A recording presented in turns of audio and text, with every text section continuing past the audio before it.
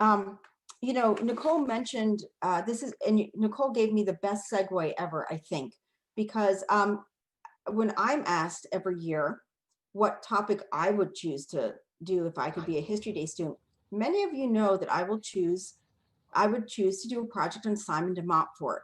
Now, many of you out there are like, what in goodness name is this woman talking about? But Simon de Montfort was the leader of the baronial movement that fought the Barons' War back in the 13th century. I won't go into more because probably by now you might be falling into your coffee asleep. However, one of the few people in this world who I've talked to has lit up and said, I know who Simon de Montfort is. And that is my friend, Kevin Shirley, who is joining us from Georgia. Kevin, if you could unmute yourself. Oh, I just stopped your video. I apologize. Wait, if you could start your video and unmute yourself, please. Good morning. Good morning. Well, I am pleased to introduce Dr. Kevin Shirley, who is joining us this morning from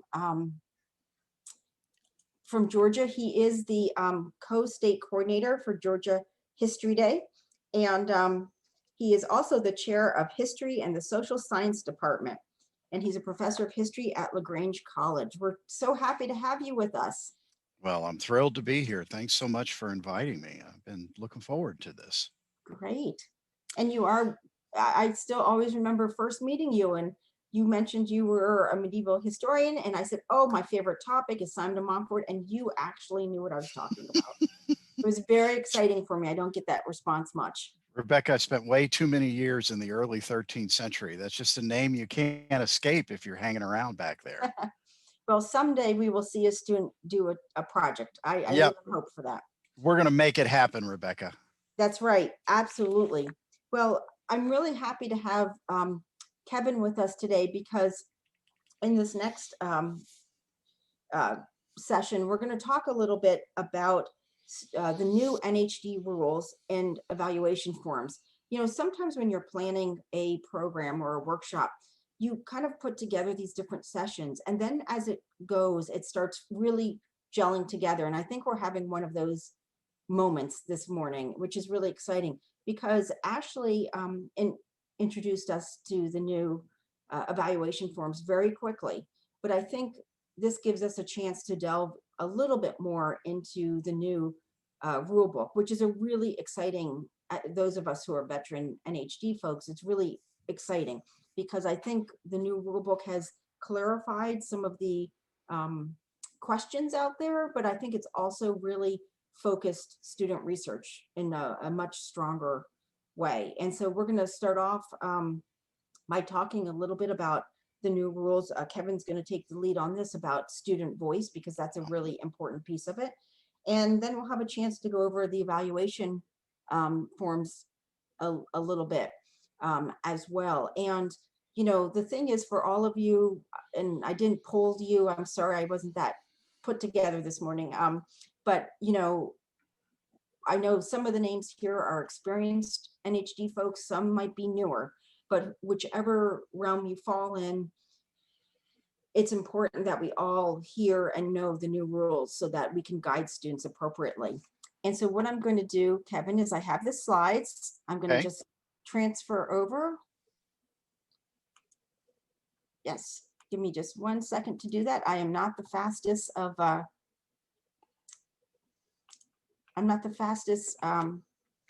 slide person yet. I am learning as we go into this virtual world. Is my screen showing? It is. Excellent. Then I'm going to hide my video. You don't need to see me.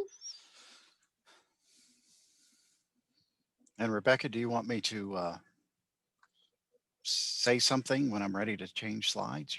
That would be great. And I think what's been working well as well is sometimes just a pause will be helpful. Okay. And I've removed myself from the video, so it's only you showing up because it gets a little confusing. But yeah, if you just want to give me a verbal cue or pause, well, I'm sure we'll get into the rhythm. All right, very good. Well, thank you so much, Rebecca, and thank you all for um, the invitation and for allowing me to spend some time with you. This is indeed new rules and new rubrics. You know, 2020, we've got an awful lot going on, and lots of changes in the air and lots of challenges for everybody. And by golly, here at NHD, what do? We roll out a new rule book and new evaluations. So as Rebecca said, we want to talk a little bit about that today. And in particular, my remarks are going to focus in on student voice. Rebecca, next slide. There you go. And as we go back one, if you would, go as we get started in this, first of all, I have to make the standard historians recognition about sources and where this material came from.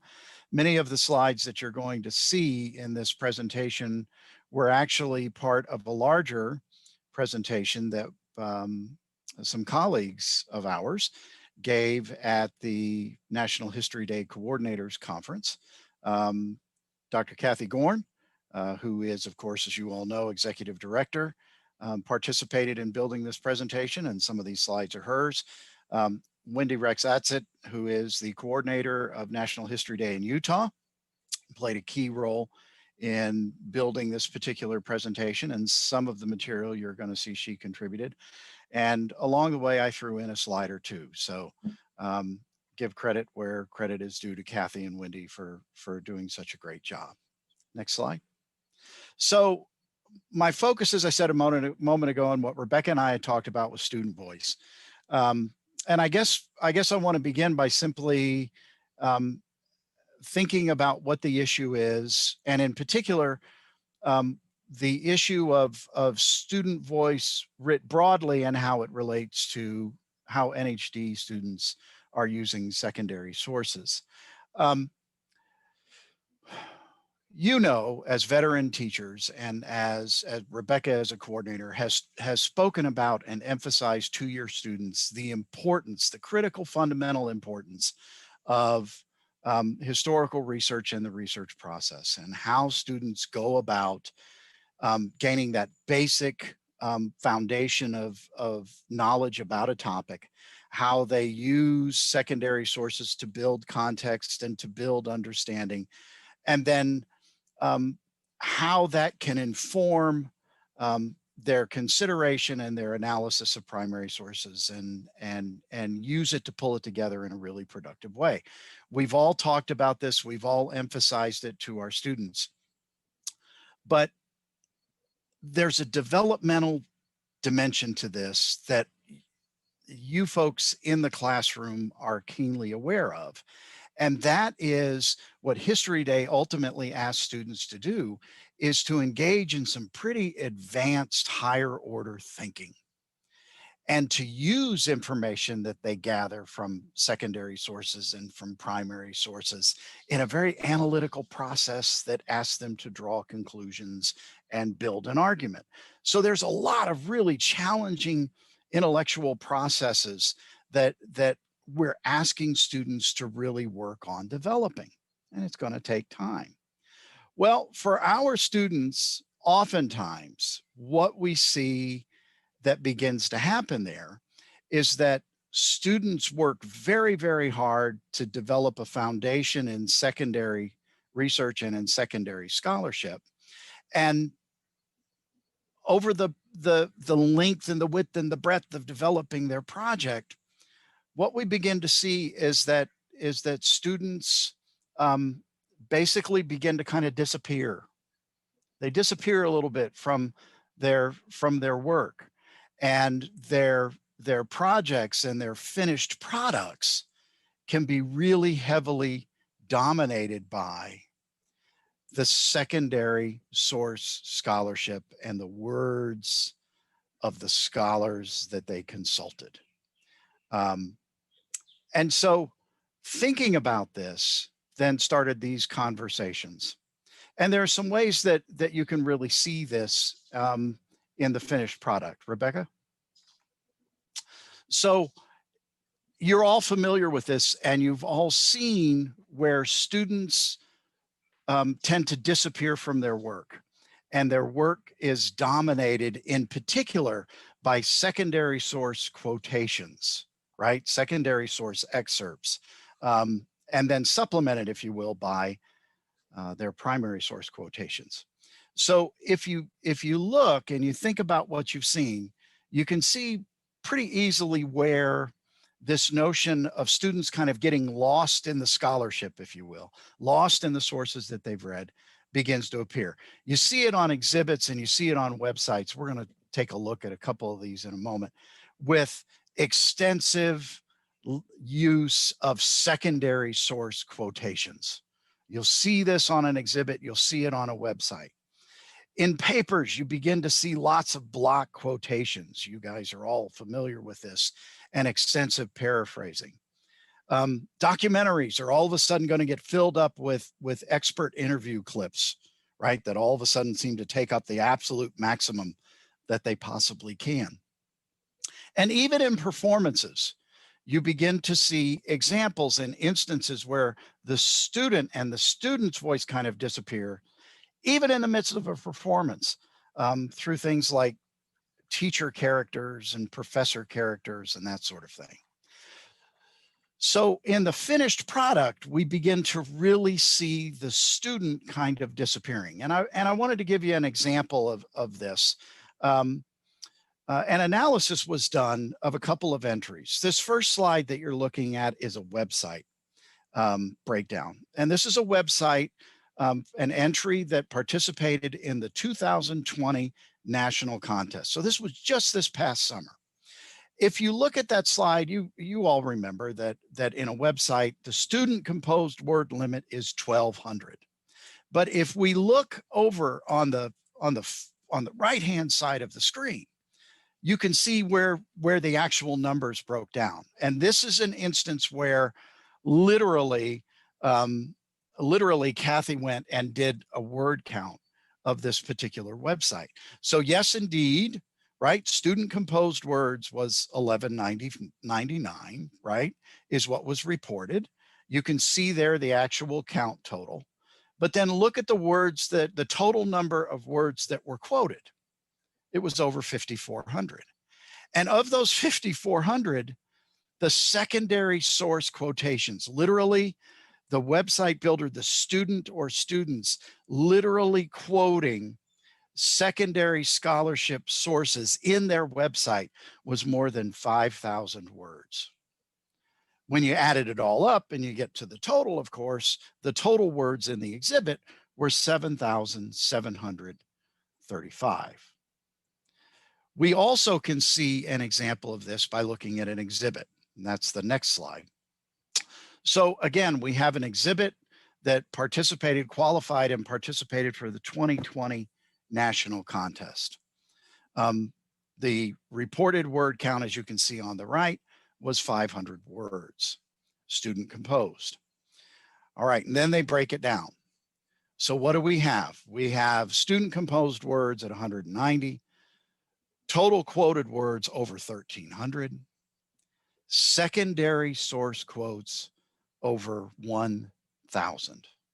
And the total number of words used on this particular exhibit were 1,666. So you begin to see that a trend has developed and become very, very clear when you carefully look at the finished product. And that is that students are investing heavily in the research process. That's clear.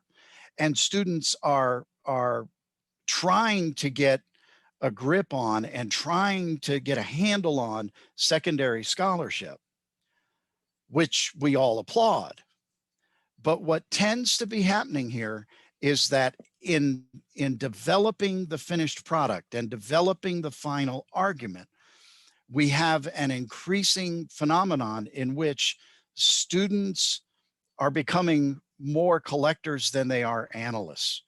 And the scholarship and the voices of the scholars that they've consulted, in many cases, even going beyond what the primary source, the voice of the producers of the primary source, it is the secondary scholars, it is the historians whose voice is dominating, comes to dominate the project itself. And So, Kevin, yeah, oh, excuse me, I'm sorry to interrupt, but I would also argue this, something I said earlier before you joined us, which is the importance of staying true to the intent of the category.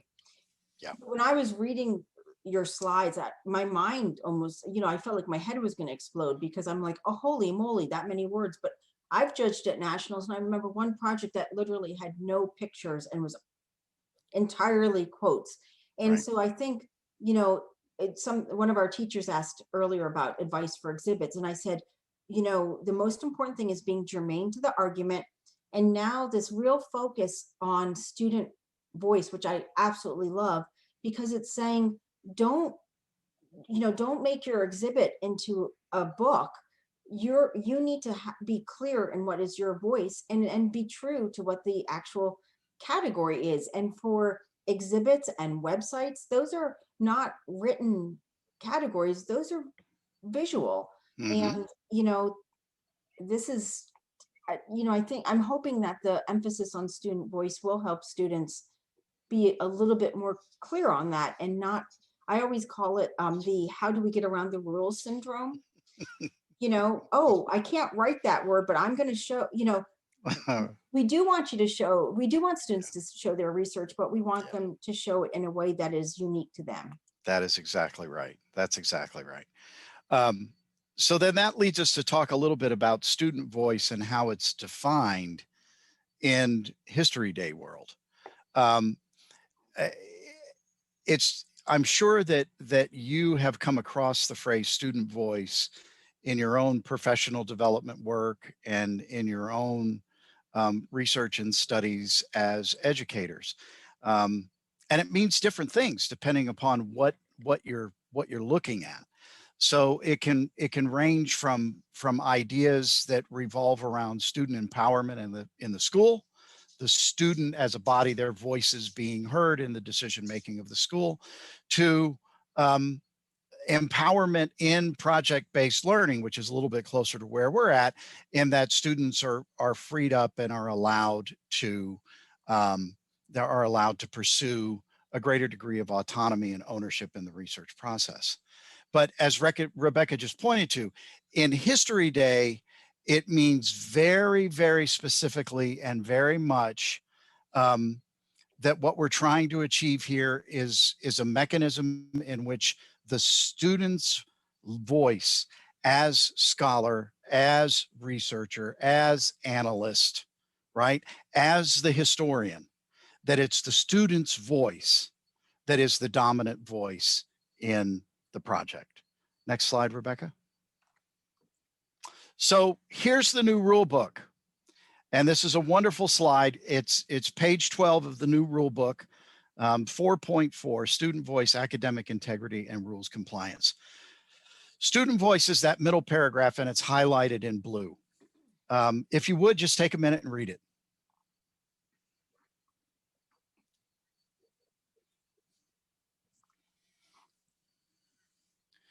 What you see there is the heart and soul of what we're trying to help the students do, which is to develop a real powerful degree of ownership and mastery of the subject and of the material, to such a degree that they are able to articulate an argument that is theirs. And I love the way that the text has been highlighted here for you. For the student, it's your ideas, it's your argument, it's your supporting analysis that needs to be clear in the project, right? You don't want to let other historians, you don't want to allow quoted material from either primary or secondary sources to overwhelm your voice. The goal is for the student to make her or his case using their own words based upon their research. Now, that's the goal. That's the goal. but as I said at the very beginning of my comments, it's important to remember that this is very developmental in nature. Next slide, please. So what is this student voice in National History Day?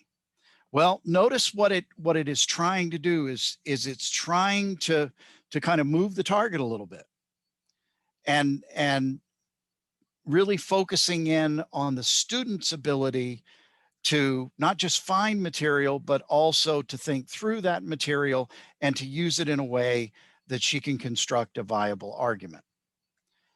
It really does move away from this tendency of collecting. I call it collecting, right? Collectors, collecting and then showing off the experts that you have found.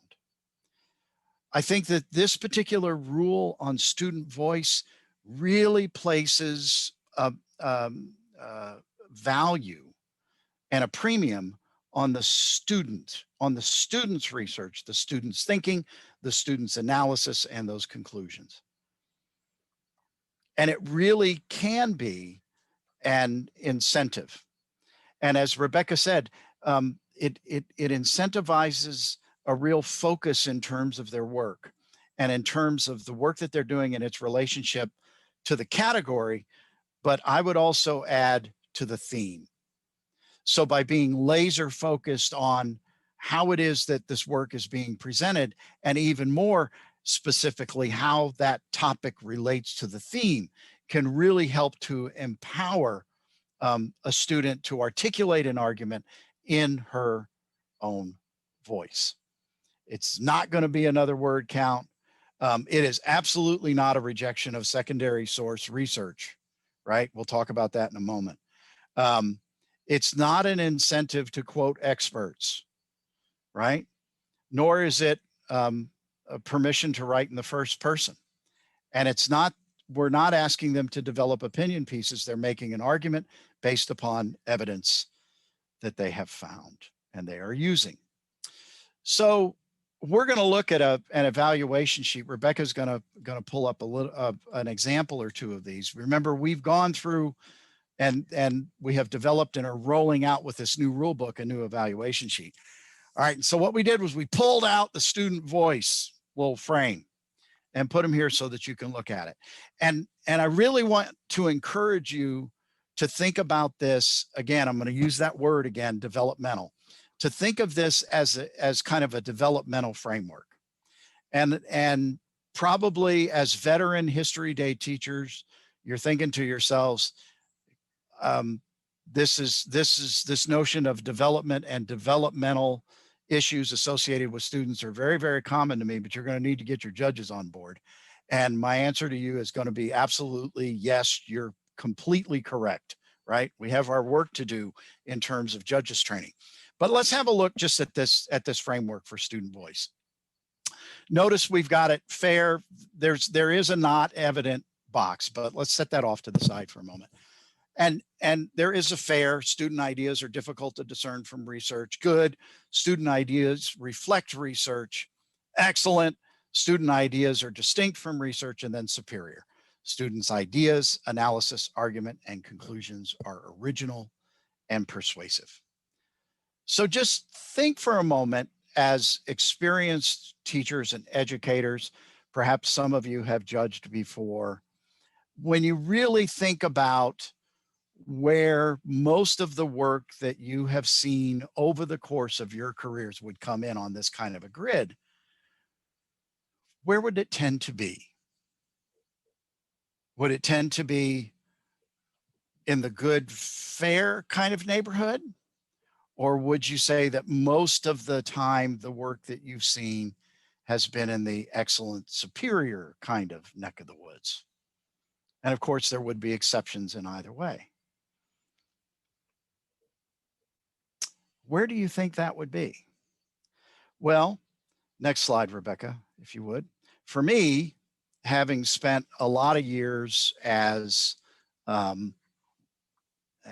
judge and as a regional coordinator, when I think of where most of our students in Georgia are, to be honest with you, and remember that in Georgia, The majority of our students are middle schoolers, right?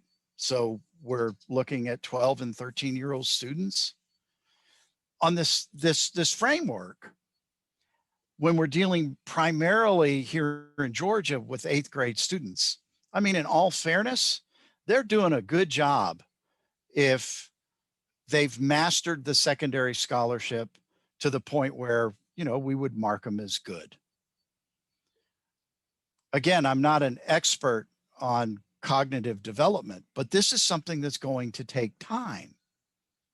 It's something that's going to take time. And so for us, with most of our folks and our students in Georgia being 7th and 8th grade, they're middle school students. I would say that on this scale, they're going to be, you know, they're going to be coming in on that, you know, you're doing a good job with this. There may be the occasional student who can come over into excellent, but I just think that to a large degree, developmentally, that's kind of where our students are going to be at. Next slide, Rebecca. Then the next question is, right, well, where then would you expect to see folks coming in at excellent and superior? And here's what I'll say. I'll kind of take off my coordinator hat and put on my history professor hat at a college in Georgia. I would say in all honesty that it's the exception rather than the rule for my undergraduate students at the college to grade out, if you will, in the superior. We've had them. I've had students who I could confidently put in superior, but not everybody. And in fact, most of my students aren't going to be there. Why? Because you all know this. This is very much a challenging framework, and it requires a development, an intellectual development, a cognitive development, a growth and a maturation, and a growth in skill set that different students are going to come in at different levels and at different places.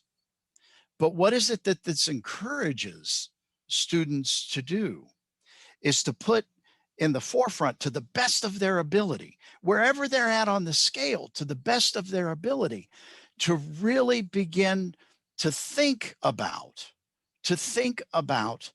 how they're using what they are learning and how it is helping them to develop their argument. And is there a way that they can use that understanding in such a way as to present their voice more frequently than that of the historian that they benefited from reading? And it takes time. And it doesn't happen overnight. And students have to grow into that. And they are going to grow into it at different levels, which is why for Rebecca and for me and for our colleagues, judge training on the issue of student voice is going to be really, really important. Next slide, Rebecca. So then this then kind of leads us to thinking about for just a few minutes in this context of the new rules and where we're going with this, secondary sources, their role, and their purpose. And as I said a moment ago, this is in no way, shape, or form intended to minimize our emphasis and our use of secondary sources and secondary scholarship. Next slide, Rebecca. So this is a slide that I use here in Georgia. I kind of like it. I don't know. It's just one of those kind of cool slides that I enjoy and that I use and that I try to use to help students get a sense of what we're doing in terms of the research process. There is a tendency, and you all know this. I know you guys experience this all the time. That while one of the points we make very early in the process is that you want to make sure that the topic you choose has an adequate number of sources, both secondary and primary, that are available that you can make it go. We make that point, and students, as you all know, will almost immediately, man, they'll hit the Google and they'll find them some primary sources and they'll say, yep, I got lots and lots of primary sources. I'm good to go. Let's rock and roll with this. Yes. And so I talk to these students and I say, okay, we got to back up a little bit, because if we're going to get the most out of our primary source material, right? If we're really going to mine this and get the most out of it we possibly can, we have to understand the conditions and the circumstances in the world in which this primary source and this topic actually occurred and developed. In other words, you know this, right? In History Day world, it's context and understanding. And where are we going to get that context from? Where are we going to get that understanding from? We're going to get that from the secondary scholarship.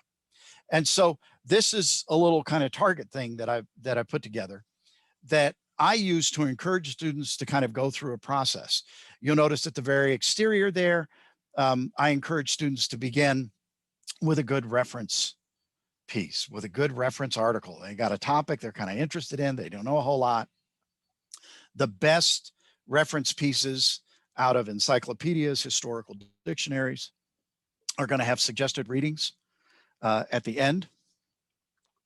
And that can then, if you start there, you get a sense of things, and then that can lead you to that second layer of our target, the secondary sources. And then there you're reading and you're looking at the more specific works of scholars, and you're honing in and you're getting more focused and you're getting more grounded and you're learning more of that detail. And as you work your way toward the center of the topic, of the center of the target there, you notice that you're doing that by working through secondary scholarship. And then, of course, what you can do is you get to the primary. So here's another way that I've used this to kind of illustrate this narrowing and this focusing. This is the classic topic funnel. Rebecca, I don't know if you've used this. Our good friends in Minnesota created this. Oh, And absolutely. okay, It's so you shared this. Standard. There you go. So you shared this with your teachers. So you see here, here's the classic leadership and legacy topic funnel, where everybody goes, where we go at the very top of the funnel, we're at the Civil War. And by the time we get down to the bottom of the funnel, we're looking at Sherman's campaign, right, across Georgia. I use this in workshops down here because, you know, the March to the Sea and Atlanta and all of that, the students are familiar with. So you all are familiar with this basic kind of topic funnel. Next slide, Rebecca. What I wanted to show you was what the way I've kind of adapted this, and I use this in addition to my target. I use this to illustrate how I like to encourage students to kind of approach their research. And this is what I call a research funnel. And so it kind of matches that topic funnel, how we go from Civil War down to Sherman's battle decisions and tactics, you know, in Atlanta and in the March to the Sea. Notice that right funnel. You know, it's kind of loose. It's an approximate sort of thing. But notice what I try to do is encourage students to begin with that. I'm interested in the Civil War. All right, let's go and look at a good reference piece, see what we can find. And then as we work our way down the funnel, we're moving from reference sources to secondary sources, then to primary sources, and then to our thesis. So as we are using secondary scholarship to work our way down the funnel to prepare us and get us to a position in terms of understanding and in terms of context that we can get the maximum benefit possible out of the primary source. And then we're looking at those primary sources, and then what do? We're going to draw our conclusion. We're going to articulate our argument, right? And build the finished product, whatever the finished product may be. In the end result, what is it that we're asking students to do? We are absolutely encouraging and promoting and helping them to understand that they have to absolutely focus in on secondary scholarship. As I tell my students, when I meet with them, at the end of the day, there is a relationship between the depth of your understanding and the handle that you have on the context, on the historical context of your topic, and the power and the effectiveness of the argument you're going to make about historical significance. There's a direct correlation. There's a direct relationship. And so to get at that context and to get at that understanding that allows you to make the most powerful argument that you can, you have to be grounded in the secondary scholarship. What we want to encourage you to do with student voice is to help students keep at the forefront of what they're doing, their argument, their conclusions, and to remember, to help them remember and to help them grow to the point where they can articulate their argument without being so dependent on ultimately those secondary source and particular quotations, without being so dependent upon them that their voice is lost.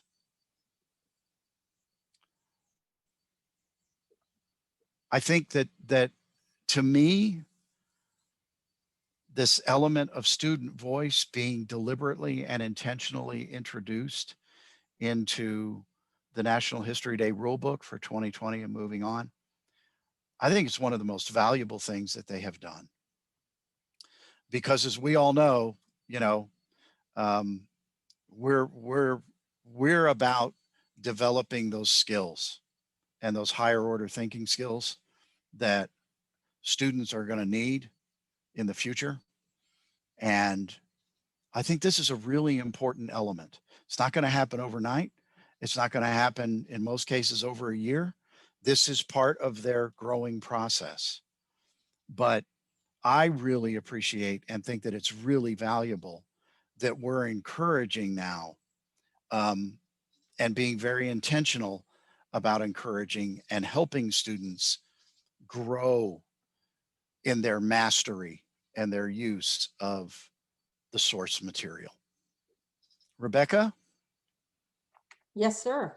I think unless there are any questions about that, I think it may be time to take a look at an evaluation sheet or two. Yeah, I'm going to just ask because I can't bring up the chat right now because I'm in share screen. Cindy, do we have any questions? I did want to just kind of see any questions at the moment. Brian brought up a point about if student voice is something that we want to emphasize, then perhaps, and I think he is maybe directing towards NHD, need to reconsider to up the student-driven word count in order to break the reliance on collecting quotes. So I would kind of throw that out to Kevin and you, Rebecca, in terms of is there consideration for altering that amount at some point? Yeah, I'll answer first and then Kevin can do the cleanup after me. How does that sound? So I would say I have not heard anything about upping the word count, but here's where I'm going to jump into something that Kevin said, which is which I thought was really very helpful, which is oh, now my chat came back. That's crazy. But something that you said, Kevin, in terms of, and we've heard from other speakers this morning, which is think creatively. So is there a way to get the point across graphically? One of our students, Mia Porcello, who did a project, was it 2 years ago, about ACT UP during the beginning of the AIDS crisis in New York City. And she used some really wonderful graphics, pie charts, graphs, all kinds of, maps, all kinds of different types of visuals that made the point of what was going on with the AIDS crisis without relying on writing it out. So, I think the point also that Kevin was making, and I'm speaking for you, Kevin, and I could be wrong, so please correct me. But, I don't think Kevin was saying, oh, you can't use any quotes anymore ever Mm-mm. again. It's the Mm-mm. point of cutting them down to more manageable. And I really do think students who are doing an exhibit need to think creatively of how can I get that point across without writing a quote out. And I really, when I talk to students about exhibits, I always encourage them to think about more than just showing a photograph. That there are pie charts and there are graphs and there are ways, to show data. There are maps, there are a multitude of ways of showing data without writing out a quote about it. And so, that again is where I think, especially going to the national website, they always have past examples of projects to, look at past examples, not to copy what they're doing, but to be inspired by some of the creative ways that they might have used. Yeah, let me jump in and offer a couple of things as well on that. Number one, if you go and you look at the new rule book, you will see that the word count for student composed words did not change. And there was actually conversation about should that number change. Um, there was a rules task force, and then at the next level of coordinator organization, there was conversation about word counts, and in the end, the numbers were not changed, and they were left that way.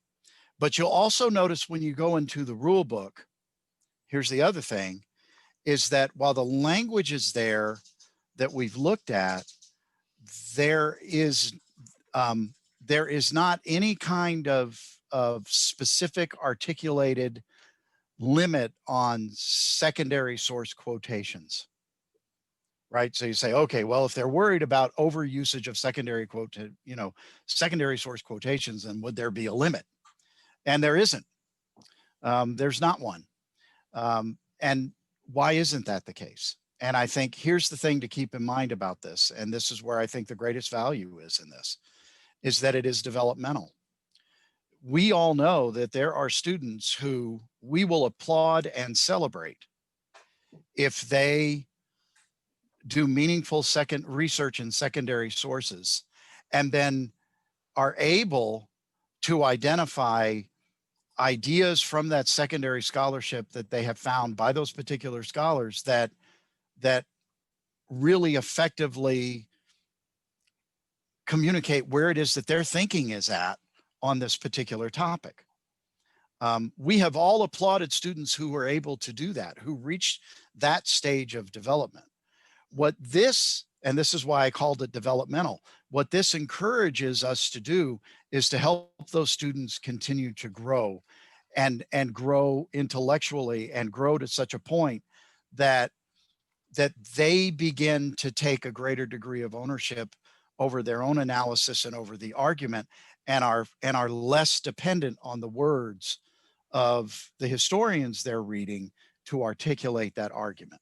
And I think to add to your point, Kevin, I think also to keep in mind, and one of the things I love about History Day and the fact that we have rules that are fairly expansive and allow for creativity, is the fact that we're dealing with students from 6th to potentially 12th grade. Yeah. So we understand that very much about, that a student in 6th grade is not going to have the same capability as a 12th grader about to be a college student. And I just wanted to mention a couple of the other chat comments that came up. Laura was asking about whether using I is ever appropriate. And really in historical writing, you want to stay away from the I think, because you want to show the evidence that the students have looked at. Maggie, hi Maggie, our friend in Missouri, who is one of our colleagues in Missouri. She's recommended using they say, I say, the moves that matter in academic writing, and she's put the link into the chat, which is really great. And then Tony, who's one of our regional coordinators, has said that, excuse me, and this is maybe something we can mention to Ashley at Nationals. It seems to me that we need to help students discern the difference between sharing an opinion and developing or arguing a position. Mhm. And I would completely agree with Tony on that. I think when I look at the news sometimes and people's comments, I think we need to teach that. That's a good civic skill for us all to have. But that might be something that we can mention to our friends at Nationals to develop over time. Mhm. So why don't we go into, Cindy, was there anything you needed to add? No, it looks like you beat me to it. So Okay. we're Yeah, good. somehow chat came back up. So Okay. good old Zoom webinar. We're learning as we go, right, everyone? So I'll bring up the exhibit evaluation form. And, I think one of the things about, and I'm going to just say a couple things, Kevin, and maybe then you can jump on, because Please do. you were actually part of the committee that worked on this. So I think your perspective is really, really valuable on this. We just did, I mentioned to our attendees earlier that yesterday, and I couldn't stay for all of it, but we did a training with our colleagues, our other state coordinator colleagues. And I really loved using these new judging rubrics because I felt like it made it easier for me as a judge to look and say, okay, did they have credible information? To really look at what each check mark truly said, rather than trying to have the vague fair to superior. That to me, it's much more clear on these forms. And yet there's still also an opportunity to write comments, which I think, as we've always hammered into our Absolutely. judges over the years, how important it is to share comments with students. When you're looking at an exhibit and, I'm struck by, wow, the color choice is just spot on. The design is beautiful. This was creative. This was unusual. Those types of things you still have that opportunity for. Right. Right. Absolutely. This is the product. Rebecca, help me. How many years have we as an organization been working on this? I know Lynn, and there have been task forces Oh, yeah. looking at this and looking at it and looking at it again and coming together to kind of think about what's the next generation of our evaluation sheets going to look like. And one of the things that I was struck by, you got to remember, I teach at a college. I've never been a K-12 educator. I have the good fortune of having a partner and a spouse who is an elementary school teacher, so she keeps me straight. But I've never taught in a K-12 classroom, and so much of the conversation was about moving away, as Rebecca said, from the, put a check in whatever that box was kind of thing and kind of move on and put your comments in, to this notion of, can we think of this as a rubric with a developmental sense to it? And can we ask judges to think through, under each of these categories: argument, primary sources, context, perspectives, voice, significance, can we ask them to think through, and can we help them to think through where the student is at, through the work in each of these categories? So they went through many, many edits and many iterations, but what I have found is that I appreciate, again, this kind of developmental nature of where they're at. It's going to require some judge training, because we're going to ask our veteran judges to approach things in a different way. But if you read any one of these, we looked at the student voice boxes, right? But if you read any of these, you can see where there's a real sense of growth and development as you move from one end of the scale to the other. And I think it's going to be much, at least I think one of the goals of the folks that developed these, and the team that I was a part of, was that was that the feedback that the students and you as their teachers will get will be more informative, will be more valuable, and will support you in your efforts to help the student grow. And Rebecca? yeah, one thing I wanted to say is just this part that we're looking at, which is the first page, is the same for all 5 categories. So this will be the absolute same for all of the categories. And you know, one of the things I was thinking of with my coordinator hat on, and this was many years ago, I judged at a regional contest, and I was at a regional contest, and I had a judge who basically refused. She thought all the kids were wonderful. She refused to rank them in any way. And I think, you know, and I think this helps a judge make good choices. Because the other thing, and Kevin, you probably have this as well as in Georgia, one of the hardest concepts I find to get across to maybe students and teachers and parents is the fact that they feel, and it's true, students probably are judged a little bit more in a relaxed fashion at the regionals. And then they question why their ranking or why the check marks don't match up to what they were judged at regionals compared to states. Because I think it's very hard as a judge to not judge comparing what's in front of you. Yeah. That I'm hoping, you know, I think there's still going to be Yep. that happening, because the Yep. reality is students who go to regionals, we do try to be kind to them, because we know not all students have gotten teacher help. At states, the kids have gone through one level of competition, they've made revisions, their projects are better. Right. So the Right. competition is tougher. Right. So I'm sure there's still going to be some disparity or changes between regional and states, because you're also dealing with different people as well as judges. But I'm hoping it will lessen that a little bit, because this is very concrete about, you know, if you get judged fair, that you have a weak historical argument and your connection to the theme is unclear, Right. well, then you can go back and maybe you've sat down and you're like, okay, I need to work on that. So you come to states with a really strong thesis and a strong historical argument. Well, then you're going to move to the left. I'm hoping that will be so much more helpful to students, Absolutely. and also help with that kind of confusion. You know, it's the second page that's different for each of the categories. Right. And it really has to do with clarity of presentation. What I like about the redone sheets is that there are these different boxes in each of the each of the panels. And what I like about it is that if you have a student who did, you know, presents written material that is appropriate to the topic and easily understood, you can give them a superior. But if their visual sources are not appropriate to the topic, you can give them a fair. Right. And so it's not that you just have to choose all superior, but you can really adjust the check marks as appropriate.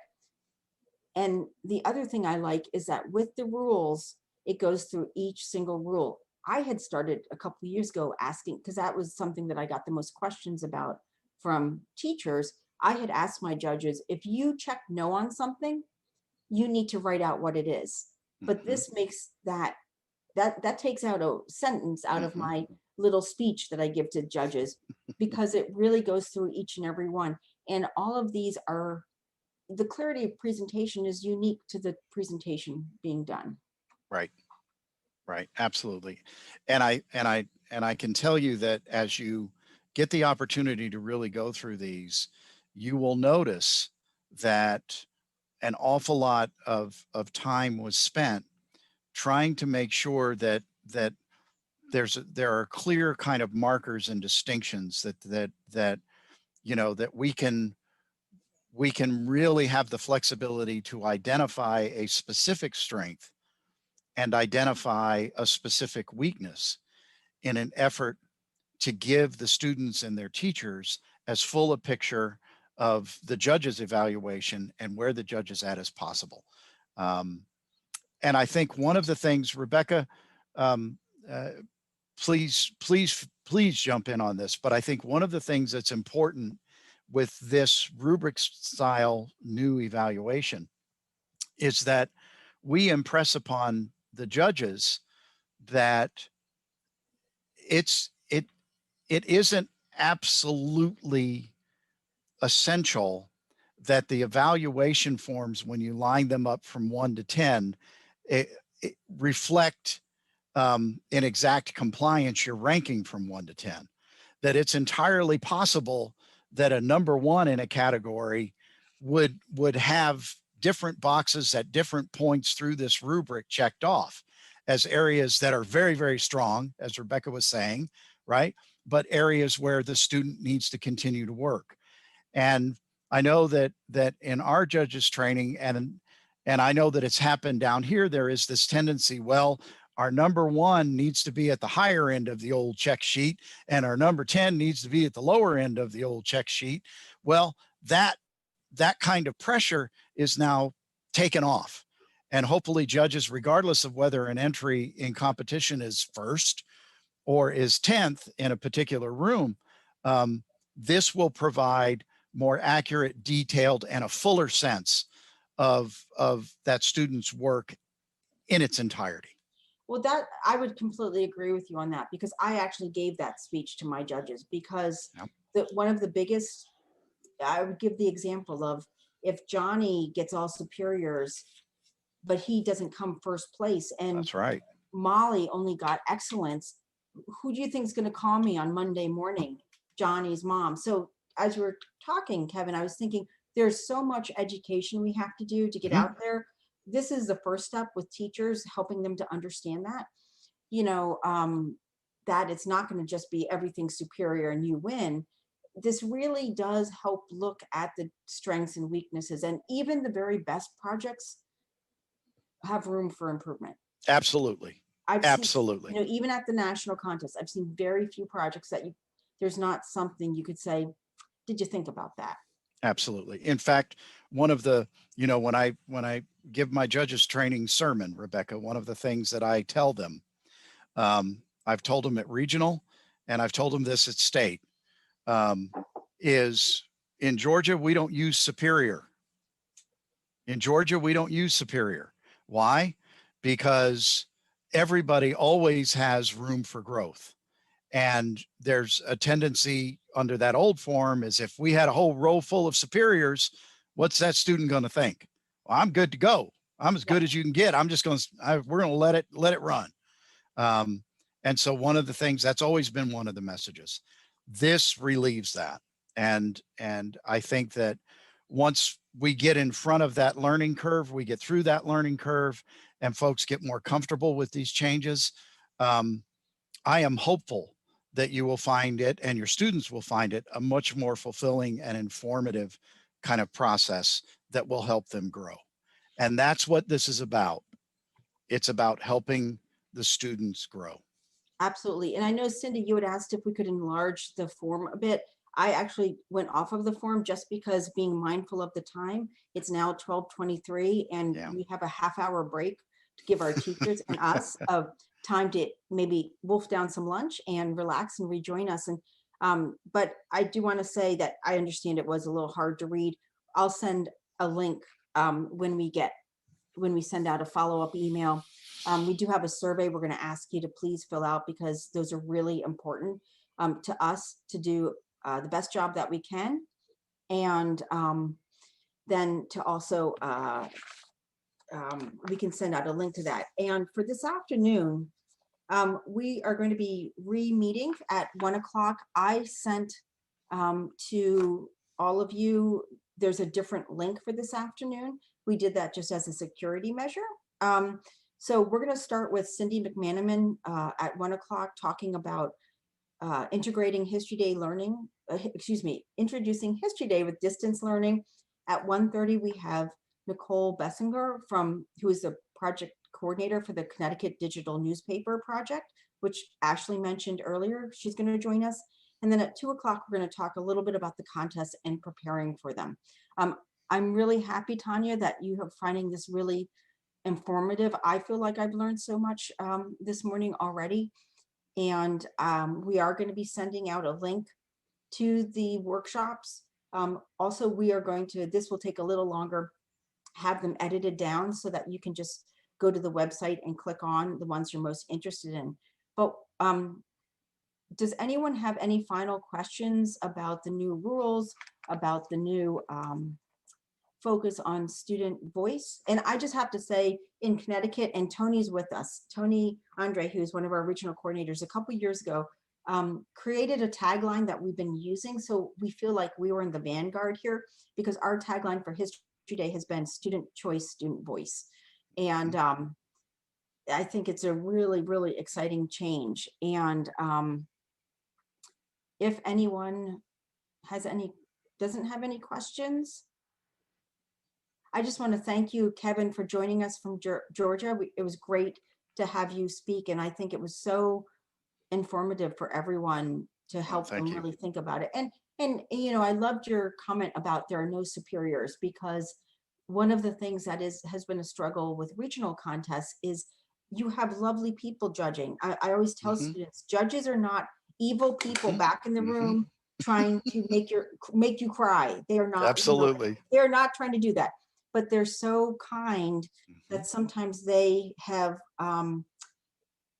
they're very generous in their judging, and that is not helpful. As however much you try to get across to them, that's not helping the kids. Yeah. They still do it. And I think these new forms are a great way of helping us to be true to what are the strengths and weaknesses of a project, without the emotion of, I want to make this kid feel good. Because you know what?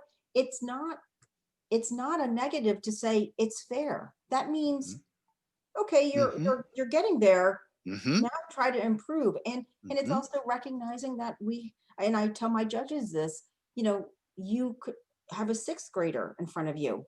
Yep. That's a huge leap to a 12th grader. Absolutely. So, absolutely. Well, thank you. Well, thank you for joining us. And I want to thank all of our lovely attendees who have been with us this morning. We've actually kept most everyone, which is fabulous. We're going to close now. We will see you back at the other link in about a half hour, actually a little over a half hour. So please go have something to eat and relax. And thank you again, Kevin. It was great to see you. Thank you. Great seeing you. Bye-bye. Bye.